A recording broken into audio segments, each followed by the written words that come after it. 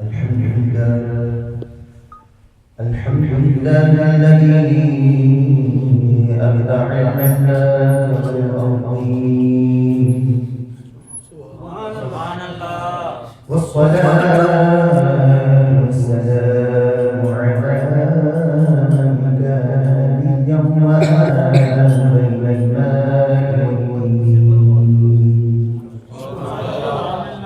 قال الله تبارك وتعالى في شان حبيبه في القرآن المجيد ولسوف يعطيك ربك فترضى.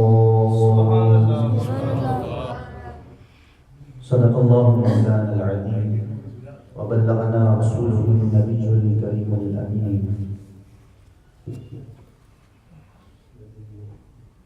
سب سے پہلے بہت معذرت کے ساتھ سادات کرام بیٹھے ہیں اور میں ممبر پر ہوں.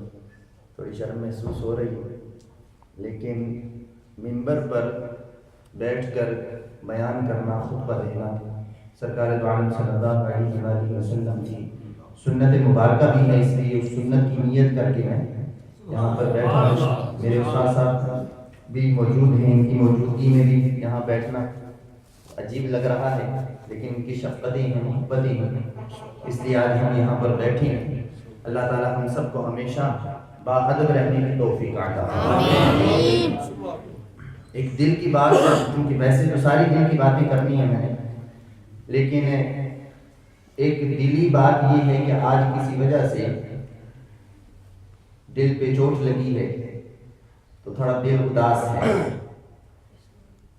وہ شعر ہے بڑا پیارا کسی نعت کا کہ جب نہیں ملتی کہیں سے بھی سکون کی دولت، جب نہیں ملتی کہیں سے بھی سکون کی دولت، تیرے دیوانے تیرا ذکر سجا لیتے.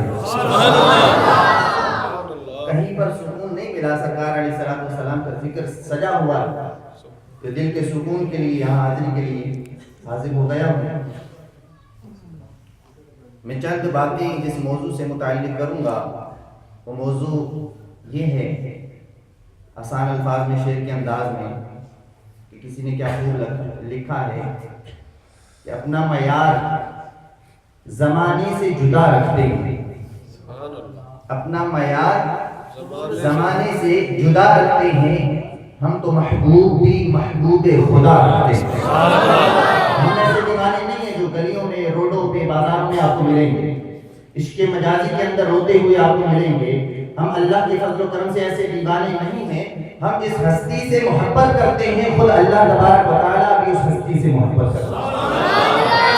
سرکار دو عالم صلی اللہ علیہ وآلہ وسلم کی ہستی کو اللہ تبارک و تعالیٰ نے ایسا بنایا ہے کہ خود بخود اگر دل نرم ہو اور اللہ تبارک و تعالیٰ کی طرف سے ہدایت اس کے اندر ہو تو خود بخود وہ دل حضور علیہ السلام کی محبت میں گرفتار ہو جاتا ہے. سرکار دو عالم صلی اللہ علیہ وسلم کی مبارک ہستی کے حوالے سے چند باتیں آپ کے سامنے عشق اور محبت کی رکھنا چاہوں گا. آقا دو عالم صلی اللہ علیہ وآلہ وسلم کا مقدس زمانہ ہے، مدینہ شریف ہے. اللہ تعالیٰ ہم سب کو بار بار دیکھنا نصیب فرمائے. آمین. صحابہ کرام کا ایک عمل تاریخ کی کتابوں میں لکھا گیا کہ صحابہ کرام علیہ السلام جب تڑپتے تھے دیدار کے لیے حضور علیہ السلام کو دیکھنے کے لیے، تو مسجد شریف کے اندر، مسجد نبی شریف کے اندر حاضر ہو جایا کرتے. حضور علیہ السلام عموماً مسجد شریف کے اندر مل جایا کرتے، تو دیدار کرتے دل کی طرف کچھ کم ہو جاتی ہے. اگر مسجد شریف کے اندر حضور علیہ السلام کا دیدار نہ کر پاتے تو پھر دوسری جگہ تھی حجرات مبارکہ، ازواج مطہرات علیہم الرضوان، ان کے جو حجرات تھے وہاں پر صحابی تشریف لے جاتے، پتہ کر لیتے کہ حضور علیہ السلام موجود ہیں. اگر موجود ہوتے تو حضور علیہ السلام کا دیدار کرتے اور دل کو ٹھنڈک پہنچا لیتے. تیسرا طریقہ جو حضور علیہ السلام تک پہنچنے کا تھا وہ بڑا پیارا تاریخ کی کتابوں میں، سیرت کی کتابوں میں لکھا کہ جب حضور علیہ السلام کی ہستی مسجد شریف کے اندر بھی نہ ملتی، جب حضور علیہ السلام کی ہستی کسی حجرے کے اندر بھی نہ ملتی، تو صحابہ کرام ڈھونڈنے کے لیے کیا طریقہ اختیار کرتے کہ حضور علیہ السلام کے مدینہ شریف کی گلی کے اندر نکلتے کسی گلی سے حضور علیہ السلام کے پسینے کی خوشبو آ جائے، حضور علیہ السلام کے پسینے کی خوشبو آتی، وہ صحابی اسی گلی پر وہ پسینے کی خوشبو پر چلتے چلے جاتے یہاں تک کہ حضور علیہ السلام کو پا لیا جاتا۔ یہ محبت ہے، اس لیے ہم کہتے ہیں کہ ہم جو محبت حضور علیہ السلام سے کرتے ہیں ایسے نہیں کرتے۔ ہمارے عقیدہ کہ حضور علیہ السلام ہماری طرح نہیں ہے۔ حضور علیہ السلام کا پسینہ مبارک، حضور علیہ السلام کی نورانی آنکھیں، حضور علیہ السلام کی زبان مبارک، حضور علیہ السلام کے کان مبارک، حضور علیہ السلام کی مبارک سماعت، حضور علیہ السلام کا چلنا، آقا عالم صلی اللہ علیہ وسلم کا حسن، حضور علیہ السلام کا لعاب تہن، حضور علیہ السلام کا چال چلن ایسا خوبصورت تھا کہ ایسا چال چلن، ایسی ڈیل ڈول، ایسی خوبصورتی اللہ تعالیٰ نے کسی دوسرے کے اندر رکھی ہی نہیں۔ اس لیے ہم حضور علیہ السلام سے محبت کرتے ہیں۔ حضور علیہ السلام کی پسینہ مبارکہ کی بات آئی ہے تو ایک صحابی کا بڑا پیارا واقعہ روایتوں میں ملتا ہے کہ ایک صحابی رضی اللہ تعالیٰ عنہ، آج بھی عرب شریف کے اندر جو لوگ رہتے ہیں وہ اس بات کو جانتے ہیں کہ عرب شریف کے اندر خوشبو بہت اعلیٰ قسم کی، نفیس قسم کی مہنگی خوشبو استعمال کی جاتی ہے، بہت مہنگی خوشبو استعمال کرتے ہیں۔ اس وقت بھی یہ رواج تھا کہ حضور علیہ السلام کے زمانے اقدس میں بھی خوشبو بڑی استعمال کی جاتی تھی اور بڑا اس کا ذوق رکھتے تھے لوگ۔ ایک صحابی رضی اللہ تعالیٰ عنہ حضور علیہ السلام کے بارگاہ میں آئے، آ کر عرض کرتے ہیں یا رسول اللہ صلی اللہ علیہ وسلم، میری بیٹی کی شادی ہے اور گھر میں دلہن کو بیٹی کو لگانے کے لیے خوشبو موجود نہیں ہے۔ آقا عالم صلی اللہ علیہ وسلم نے یہ ارشاد نہیں فرمایا کہ جاؤ کسی عطار کے پاس جاؤ، وہاں سے عطر خرید کے لاؤ اور اپنی بیٹی کو لگاؤ، نہیں۔ وہ صحابی کا عقیدہ دیکھیے کہ وہ حضور کی بارگاہ میں آتے ہیں اور عرض کرتے ہیں یا رسول اللہ صلی اللہ علیہ وسلم، عطر لگانے کے لیے گھر میں موجود نہیں ہے، گویا کہ آپ عطا کیجیے، اور حضور علیہ السلام نے بھی انکار نہیں فرمایا۔ آقا عالم صلی اللہ علیہ وسلم نے ارشاد فرمایا کہ جاؤ نا ذرا خالی شیشی کو لے کے آؤ۔ ایک خالی شیشی حضور علیہ السلام کی بارگاہ میں لا کر پیش کی۔ آقا عالم صلی اللہ علیہ وسلم نے اپنے آستینوں سے قمیص مبارک کو نیچے کیا،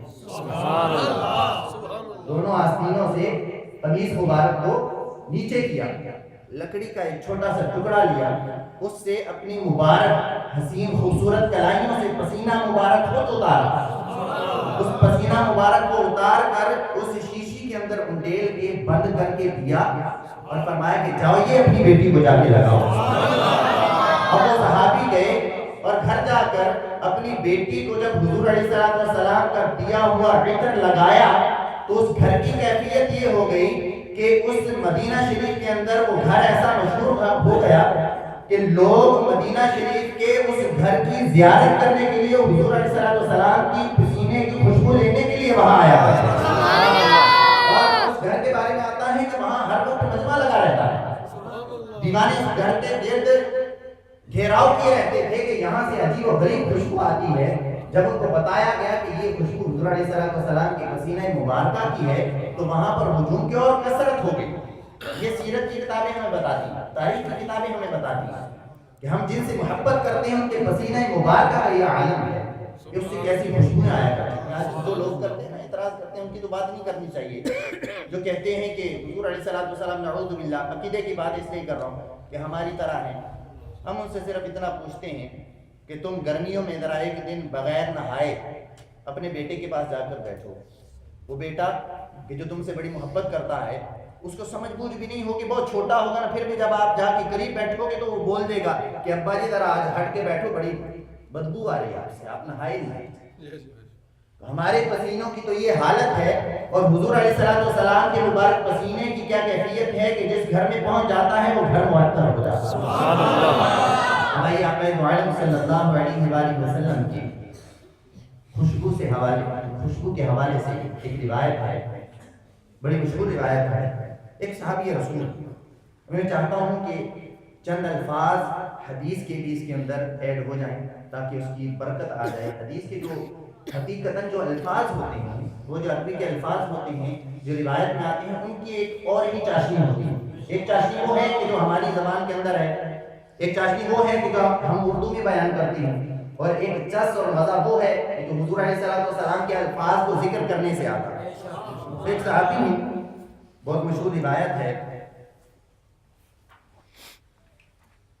حضرت عتبہ بن فرقد رضی اللہ تعالیٰ عنہ، ان کے بارے میں آتا ہے، ان کا تھوڑا سا تعارف پیش کروں، ان کے بارے میں آتا ہے کہ ان کی 4 بیویاں تھیں۔ کتنی بیویاں تھیں؟ 4 بیویاں۔ اچھا، وہ چاروں بیویوں میں سے ہر ایک کی ایک کوشش ہوتی تھی کہ میں سب سے اچھی خوشبو لگاؤں، کہ جب میں اچھی خوشبو لگاؤں گی تو میرے شوہر جو ہیں وہ میری طرف مائل ہوں گے۔ اور بیوی کے لیے یہ مستحب ہے، یہ مسئلہ بھی ہے کہ بیوی کے لیے یہ مستحب ہے کہ وہ ایسے افعال، جائز افعال کرے کہ اس کا شوہر اس کی طرف راغب ہو، اس کی طرف رجوع کرے، اس کی طرف آئے، اپنے آپ کو اس طرح بنا کر رکھے، سنبھال کے رکھے کہ شوہر اس میں رغبت حاصل کرے۔ تو یہ کہتی ہیں ان کی بیوی حضرت ام عاصم رضی اللہ عنہا کہتی ہیں کہ ہم چاروں میں سے ہر ایک کی کوشش ہوتی تھی کہ ایسی خوشبو استعمال کریں کہ جو عتبہ ہیں ہمارے شوہر، وہ ہماری طرف راغب اور رغبت زیادہ رکھیں۔ ہوتا کیا تھا؟ ارشاد فرماتی ہیں وَكَانَ إِذَا خَرَجَ إِلَى النَّاسِ قَالُوا مَا شَمَّمْنَا رِيحًا أَطْيَبُ مِنْ رِيحِ عُتبہ، کہ جب وہ لوگوں میں نکلتے حضرت عتبہ رضی اللہ تعالیٰ عنہ تو کیفیت یہ ہوتی کہ لوگ کہتے کہ اتنی پیاری خوشبو جو عتبہ سے آتی ہے، اسی خوشبو ہم نے کبھی سنی ہی نہیں۔ پھر کیا ہوتا؟ فَقُلْنَا لَهُ فِي ذَلِكَ، حضرت عتبہ رضی اللہ تعالیٰ عنہ سے کہا گیا کہ آپ کے ساتھ کیا معاملہ ہے؟ قَالَ أَخَذَنِ الشِّرَاعُ عَلَىٰ عَهْدِ رَسُولِ اللَّهِ صلی اللہ علیہ وآلہ وسلم۔ لوگوں نے پوچھا کہ یہ کیسے خوشبو آپ سے اتنی آتی ہے؟ جہاں کسی محفل میں آپ چلے جاتے ہیں تو آپ ہی کی خوشبو آتی ہے، کہیں بازار میں نکلتے ہیں جہاں سے گزر کے جاتے ہیں تو لوگوں کو پتہ چل جاتا ہے کہ عتبہ یہاں سے گزر کر گئے ہیں کہ آپ کی خوشبو ایسی ہے، تو یہ کمال کیسے حاصل ہوا؟ یہ خوشبو کہاں سے آتا ہے؟ حضرت عتبہ رضی اللہ تعالیٰ عنہ بیان کرتے ہیں قال اخذ الشراء على عهد رسول اللہ صلی اللہ علیہ وسلم۔ عرض کرتے ہیں کہ ایک مرتبہ ایسا ہوا تھا کہ حضور علیہ السلام کا مبارک زمانہ تھا اور مجھے تھوڑے پھنسیاں نکل آئے تھے، یعنی جسم پر تھوڑے پھنسیاں نکل آئے تھے۔ پھر کیا ہوا؟ فشکوت ذلک الیہ۔ آج تو لوگ کہتے ہیں کہ حضور علیہ السلام سے نہیں مانگنا چاہیے، یہ بڑی مشہور روایت ہے، المعجم الصغیر کی روایت ہے، معجم الکبیر کے اندر بھی حدیث کی کتابیں ہیں ان کے اندر بھی نقل کیا گیا۔ تو آپ یہ کہتے ہیں فشکوت ذلک الیہ، تو میں وہ پھوڑے پھنسیوں کی شکایت لے کر حضور علیہ السلام کے قدموں میں حاضر ہوا۔ فَأَمَرَنِي أَنْ أَتَجَرَّدُ فَتَجَرَّدْتُ وَقَعَدْ بَيْنَ يَدَيْهِ۔ کیا ہوا کہ میں حضور علیہ السلام کی بارگاہ میں گیا، یا رسول اللہ صلی اللہ علیہ وسلم، تھوڑے پھنسیاں نکل آئے۔ حضور علیہ السلام نے یہی فرمایا کہ نکل آئے تو کسی حکیم کے پاس جاؤ، نہیں، حضور علیہ السلام کی بارگاہ میں جا کر جب شکایت کی تو آقا دو عالم صلی اللہ علیہ وسلم نے ارشاد فرمایا فَأَمَرَنِي أَنْ أَتَجَرَّدُ، حضور علیہ السلام نے ارشاد فرمایا کہ اپنے کپڑے اتار دو۔ فَتَجَرَّدْتُ، عرض کرتے میں نے اپنے کپڑے اتار دیے۔ وَقَعَدْتُ بَيْنَ يَدَيْهِ، حضور علیہ السلام کے سامنے بیٹھ گیا۔ وَأَلْقَيْتُ ثَوْبِي عَلَىٰ فَرْجِي، میں نے اپنی ستر کو کپڑے سے چھپا دیا۔ فَنَفَثَ فِي يَدِهِ ثُمَّ وَضَعَ يَدَهُ عَلَىٰ ظَهْرِي وَبَطْنِي، حضور علیہ السلام نے اپنا مبارک لعاب، یہ روایت حدیث شریف کے اندر آئے، بہت مشہور یہ کتابیں ہیں، معجم الصغیر، معجم الکبیر۔ خود راوی بیان کرتے ہیں کہ ہوا کیا کہ حضور علیہ السلام نے مجھے سامنے بٹھا کر کہا کہ ستر چھپا لو، میں نے ستر چھپا لیا۔ آقا دو عالم صلی اللہ علیہ وسلم نے میرا علاج شروع کیا، کیسے کہ اپنا لعاب مبارک نکالا، لعاب مبارک اپنے مبارک ہاتھوں سے میرے تھوڑے پھنسیوں پر لگانا شروع کیا۔ تو آپ فرماتے ہیں کہ جب حضور علیہ السلام اپنا مبارک لعاب میرے جسم پر لگا کر فارغ ہوئے، بس وہ دن ہے، آج کا دن ہے، تھوڑے پھنسیاں بھی اللہ نے ختم کر دی، اور اس لعاب کی برکت سے میرے جسم سے ایسی خوشبو آتی ہے کہ میں خود محسوس کرتا ہوں کہ ایسی خوشبو کسی کے جسم سے آئی نہیں۔ نعرہ رسالت یا رسول اللہ، نعرہ رسالت یا رسول اللہ، حیدری، نعرہ تحقیق تحقیق نعرہ غوثیہ یہ محبت رسول ہے، عشق رسول ہے۔ جو دیوانے ہوتے ہیں اللہ تبارک و تعالیٰ اپنے محبوب علیہ الصلوۃ والسلام کے ذریعے سے ان کو عطائیں عطا فرماتا ہے۔ آقا عالم صلی اللہ علیہ وسلم کی شان تو بہت بلند ہے، ہم کیا بیان کریں گے۔ روایتوں میں آتا ہے، بخاری شریف کی روایت کے اندر بھی آیا کہ سرکار دو عالم صلی اللہ علیہ وسلم کی شان یہ تھی کہ آپ ایک میدان کے اندر، ایک وادی کے اندر تشریف فرما تھے۔ ایک اعرابی آیا، حضور علیہ السلام نے اسے پوچھا کہ کہاں جانے کا ارادہ ہے؟ عرض کرنے لگا کہ اپنے گھر جانے کا ارادہ ہے۔ حضور علیہ السلام نے فرمایا کہ تجھ میں کوئی خیر نظر نہیں آتی، کوئی اچھائی نظر نہیں آتی۔ وہ کہنے لگا کہ اچھائی کیا ہے؟ حضور علیہ السلام نے فرمایا کہ اچھائی انسان کے اندر یہ ہے کہ وہ کلمہ پڑھے، اللہ تبارک و تعالیٰ کو ایک مانے اور مجھے اللہ کا رسول مانے۔ کہنے لگا کہ اس بات پر کہ آپ اللہ کے رسول ہیں اور اللہ تبارک و تعالیٰ ایک ہے، اس بات پر کون گواہی دے گا آپ کی؟ اب یہ بات سننے والی ہے۔ آقا عالم صلی اللہ علیہ وسلم نے ارشاد فرمایا کہ جاؤ وہ وادی کے کنارے پر ایک درخت لگا ہوا ہے، جا کر اس درخت سے یہ کہو کہ تمہیں اللہ کے رسول اپنے پاس بلاتے ہیں۔ وہ اعرابی ابھی مسلمان نہیں ہوا، وہ اعرابی یہ بات سن کر درخت کے پاس جاتا ہے، جا کر عرض کرتا ہے تمہیں اللہ کے رسول بلاتے ہیں۔ روایتوں میں آتا ہے کہ درخت ایک مرتبہ دائیں جھکتا ہے، ایک مرتبہ بائیں جھکتا ہے، اپنی جڑوں کو زمین سے نکالتا ہے، غبار کو اڑاتا ہوا سجدے کی کیفیت میں وہ درخت حضور علیہ السلام کے قدموں میں پہنچ جاتا ہے۔ قدموں میں پہنچ کر روایتوں کے اندر آیا وہ درخت قدموں میں پہنچ کر حضور علیہ السلام کو سلام پیش کرتا ہے۔ درخت سلام پیش کرتا ہے۔ اور کیجیے روایت پر درخت کیا کرتا ہے؟ سلام پیش کرتا ہے۔ کبھی سنے درخت کو بولتے ہوئے؟ درخت کی کبھی زبان دیکھی؟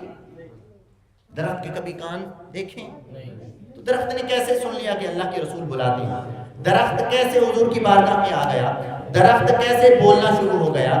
تو یہ کمال ہے حضور علیہ السلام کی محبت کا کہ صرف ہم دیوانے نہیں ہیں، وہ بھی دیوانے ہیں کہ جن کی آنکھیں نہیں ہیں، وہ بھی دیوانے ہیں کہ جن کے کان نہیں ہیں، وہ بھی دیوانے ہیں کہ جن کی زبان نہیں ہے، وہ بھی حضور علیہ السلام سے محبت رکھنے والے ہیں۔ درخت آیا، آ کر سلام پیش کیا، حضور علیہ السلام نے اس سے 3 مرتبہ گواہی دی کہ تم گواہی دو کہ اللہ ایک ہے، اس کے سوا کوئی معبود نہیں اور میں اللہ کا رسول ہوں۔ اس نے گواہی دی، پھر گواہی مانگی، پھر گواہی دی، تیسری مرتبہ پھر گواہی مانگی، پھر اس درخت نے گواہی دی۔ پھر حضور علیہ السلام نے ارشاد فرمایا اسی اعرابی کو کہ اب اس درخت سے کہو کہ واپس جا کر اپنی جگہ پر لگ جائے۔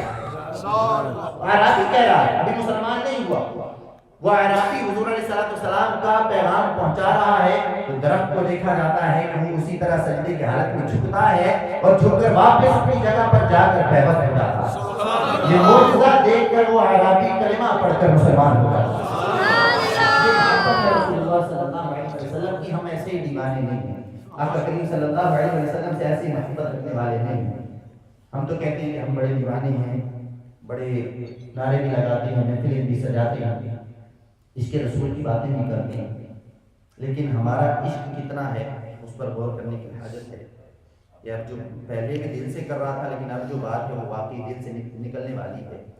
سرکار دو عالم صلی اللہ علیہ وسلم کا مبارک زمانہ ہے۔ حضور علیہ السلام جمعہ کے دن خطبہ ارشاد فرماتے ہیں تو کھجور کا ایک خشک تنا ہے، تم تو سارے تر ہو، ہم سارے تر ہیں اللہ کے فضل و کرم سے، لیکن وہ خشک تنا کیسا تر تھا وہ بتانا چاہ رہا ہوں۔ بخاری شریف کے اندر یہ روایت موجود ہے، حضور علیہ السلام کھجور کے اس خشک تنے کے ساتھ ٹیک لگا کر خطبہ ارشاد فرمایا کرتے تھے۔ صحابہ کرام نے عرض کی یا رسول اللہ صلی اللہ علیہ وسلم، صحابہ کی کثرت ہو گئی، لوگوں کی کثرت ہو گئی ہے، تو اب یہ کیا جائے کہ آپ کے لیے ایک منبر تیار کر لیا جائے، کیا آپ اس منبر پر بیٹھ کر خطبہ ارشاد فرمایا کریں تاکہ سارے لوگ، سارے صحابی آپ کی زیارت سے بھی مستفید ہو سکیں۔ حضور علیہ السلام نے مشورہ مان لیا، منبر تیار کر لیا گیا، منبر کو لا کر مسجد نبی شریف کے اندر رکھ دیا گیا۔ آقا دو عالم صلی اللہ علیہ وسلم مسجد کے اندر تشریف لائے، جمعے کا دن ہے۔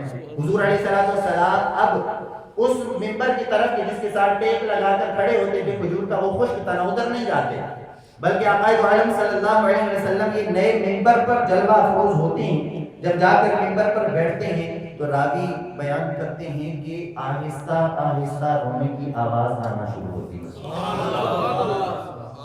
محبت رسول میں، عشق رسول میں اللہ تعالیٰ ہم سب کو رونا نصیب کرے۔ حضور کا ایک خشک تنا رو سکتا ہے، ہم اپنے آپ کو تر کہتے ہیں، اس کے باوجود ہمیں رونا نہیں آتا عشق رسول میں۔ سرکار دو عالم صلی اللہ علیہ وسلم نے اس آواز کو سنا۔ روایتوں میں آتا ہے کہ جتنے بھی لوگ وہاں موجود تھے ان لوگوں نے اس خشک تنے کو روتے ہوئے اس کی آواز کو سنا۔ آقا دو عالم صلی اللہ علیہ وسلم کی بارگاہ میں جب کوئی دل سے روتا ہے، دل سے اپنی محبت کا اظہار کرتا ہے، تو ہمارا ایمان ہے کہ حضور علیہ السلام اس کی آرزو کو، اس کی محبت کو جانتے ہیں اور دیکھتے ہیں۔ آقا دو عالم صلی اللہ علیہ وسلم سے محبت کا اظہار جب اس خشک تنے نے یوں کیا کہ رونا شروع کر دیا، تو آقا دو عالم صلی اللہ علیہ وسلم خطبہ روک کے منبر شریف سے نیچے آ گیا،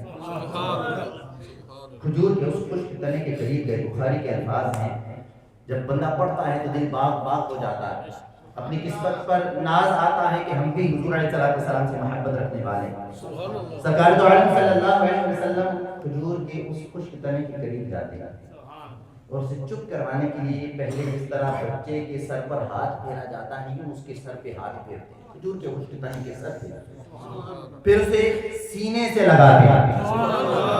یہ اس کی شان دیکھیے، اس کی قسمت دیکھیے کیسی ہے۔ حضور علیہ السلام کھجور کے ایک خشک تنے کو اپنے مبارک سینے سے لگاتے ہیں، جس طرح معانقہ کیا جاتا ہے، گلے ملا جاتا ہے۔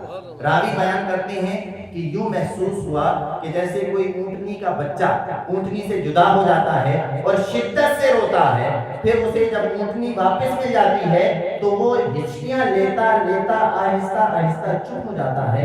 اسی طرح کھجور کا خشک تنا جب حضور علیہ السلام کے مبارک سینے سے لگ گیا، آقا دو عالم صلی اللہ علیہ وسلم کی شفقت کی وجہ سے وہ آہستہ آہستہ سسکیاں لیتا لیتا چپ ہو گیا۔ کھجور کا خشک تنا جب چپ ہو گیا، ابھی بخاری سے آگے کے الفاظ ہیں، دیگر کتابوں کے اندر مزید الفاظ نقل کی گئے کہ پھر کیا ہوا۔ آقا دو عالم صلی اللہ علیہ وسلم نے کھجور کے اس خشک تنے سے پوچھا کہ بتا تو کیا چاہتا ہے؟ اگر تو چاہتا ہے کہ تجھے یہیں پر ہرا بھرا کر دیا جائے تو میں تجھے یہیں پر ہرا بھرا کر دیتا ہوں، اور اگر تو چاہتا ہے تو تجھے میں جنت میں لگا دیتا ہوں کہ جنت کے اندر جو اللہ کے اولیاء جائیں گے وہ جنت میں تیرا پھل کھایا کریں گے۔ یہ اختیار دیکھیے، پاور دیکھیے، اگر تو چاہتا ہے تو تجھے جنت میں لگا دوں۔ اب وہ بھی کھجور کا خشک تنا، وہ کیسا دیوانہ تھا۔ حضور علیہ السلام سے عرض کرتا ہے، یا رسول اللہ صلی اللہ علیہ وسلم بول رہا، آواز سن رہا ہے اور بول رہا ہے، کلام کر رہا ہے، اور راوی روایت کر رہا ہے۔ کیفیت کو سمجھیے کہ کھجور کا خشک تنا جواب دے رہا ہے، حضور علیہ السلام کلام کر رہے ہیں اور صحابہ کرام دیکھ رہے ہیں اور پھر اس کو روایت کر رہے ہیں۔ سبحان اللہ، صحیح۔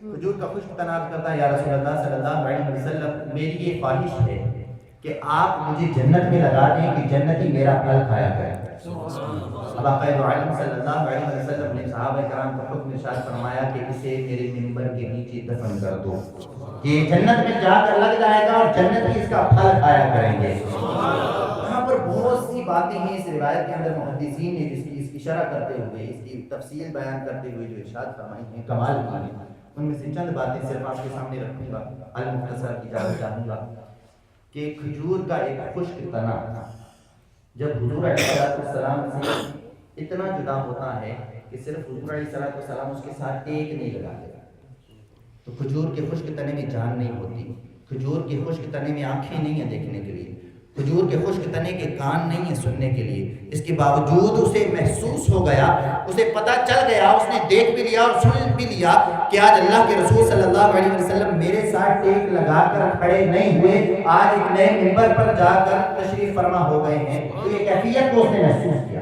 پھر رویا تو رونے کی آوازیں بھی ہیں، صحابہ کرام نے ان آوازوں کو بھی سنا، پھر اس کے رونے پر حضور علیہ السلام کو اس پر بڑا پیار آیا، جب پیار آیا تو اپنے سینے سے لگایا اور اس کو اختیار دیا کہ تو چاہتا ہے کہ میں جنت میں لگا دوں۔ حضور علیہ السلام نے اسے جنت میں بھی پہنچا دیا۔ دیوانوں، بات ذرا غور کرنے والی ہے، ہم بھی عشق رسول کا دعویٰ کرتے ہیں، محبت رسول کا دعویٰ کرتے ہیں، ذرا دل سے کبھی سوچئے کتنے ہی ایسے لوگ ہوں گے یہاں پر کہ جن کو آج تک شاید یہ توفیق نہیں ملی ہوگی کہ محبت رسول، عشق رسول، سرکار دو عالم صلی اللہ علیہ وسلم سے بظاہر جو دوری ہے، مدینے کی طرف میں، حضور علیہ السلام کی بارگاہ میں جانے کی طرف میں، آقا دو عالم صلی اللہ علیہ وسلم کے قدموں میں پہنچنے کی طرف میں کتنے ہی ایسے لوگ ہوں گے بیچارے کہا جائے گا ان کو، کتنے ایسے بیچارے ہوں گے کہ جن کو آج تک رونا نصیب نہیں ہوا، جن کو آج تک مدینے کی طرف نے رلایا نہیں ہے، کتنے ایسے ہوں گے کہ جو ابھی تک مچلے نہیں ہیں عشق رسول صلی اللہ علیہ وسلم میں۔ کھجور کا تنا وہ کیسا خوش نصیب ہے، بخاری کے اندر اس کو نقل کیا جا رہا ہے، کیسا خوش نصیب ہے، قیامت تک منبروں پر کھجور کے اس خشک تنے کی فضیلتوں کو بیان کیا جاتا ہے، وہ کیسا خوش نصیب ہے۔ اور ہمارے دل، ہم اپنے آپ کو زندہ کہتے ہیں، اپنے آپ کو صاحب زبان کہتے ہیں، اپنے آپ کو صاحب کان کہتے ہیں، اپنے آپ کو یہ کہتے ہیں کہ ہماری آنکھیں بھی ہیں، ہمارا دل بھی ہے۔ یہ کیسا دل ہے کہ جو حضور علیہ السلام کی محبت میں مچلتا نہیں ہے؟ یہ کیسا دل ہے کہ جو آپ کو اس بات کی اجازت دیتا ہے کہ حضور علیہ السلام کے جو افعال تھے، آقا دو عالم صلی اللہ علیہ وسلم کی جو مبارک زندگی تھی، اس کو آپ چھوڑ کر اغیار کی سنتوں کو آپ اپناتے ہیں؟ اللہ اکبر، آقا دو عالم صلی اللہ علیہ وسلم کی یا رسول اللہ، محبت اگر دیکھنی ہو، زندہ باد، اللہ تعالی کی دو اشعار ہمیشہ ان کو دل کے اندر جگہ دیجیے۔ اسی پر اختتام کروں گا کہ اعلیٰ حضرت رحمۃ اللہ تعالی علیہ قیامت کا منظر بیان کرتے ہوئے وہاں محبت رسول کا اثر پتہ چلے گا، وہاں محبت رسول اثر کام آئے گی۔ اعلیٰ حضرت رحمۃ اللہ تعالی علیہ ارشاد فرماتے ہیں کہ دنیا کے اندر سب سے زیادہ محبت کرنے والے کون ہوتے ہیں؟ ماں اور باپ، ماں اور باپ، اس سے زیادہ کوئی محبت کرنے والا ہے نہیں ہے۔ اعلیٰ حضرت فرماتے ہیں بڑی پیاری نعت کے اندر کہ باپ جہاں بیٹے سے بھاگے، وہ قیامت کا منظر کہ باپ جہاں بیٹے سے بھاگے، لطف وہاں فرماتے یہ ہیں، سبحان اللہ، ماں جب اکلوتے کو چھوڑے، کہ کیفیت یہ ہوگی کہ ماں اپنے اکلوتے بیٹے کو چھوڑ کر بھاگے نہیں کہ کہیں ان سے نیکی نہ مانگ لے۔ اعلیٰ حضرت فرماتے ہیں محبت رسول کو تڑپانے کے لیے فرماتے ہیں کہ ماں جب اکلوتے کو چھوڑے آ آ کہہ کر بلاتے ہیں۔ سرکار دو عالم صلی اللہ علیہ وسلم کی شان ہے، آقا دو عالم صلی اللہ علیہ وسلم کی محبت ہے ہم سے۔ اللہ تعالیٰ سے دعا ہے کہ اللہ تبارک و تعالیٰ ہم سب کو حضور علیہ السلام کی حقیقی محبت، اسی محبت میں ہمارا جینا بھی فرمائے، اسی محبت میں ہمارا مرنا بھی فرمائے۔ وآخر دعوانا الحمد للہ رب العالمین۔ جزاک اللہ۔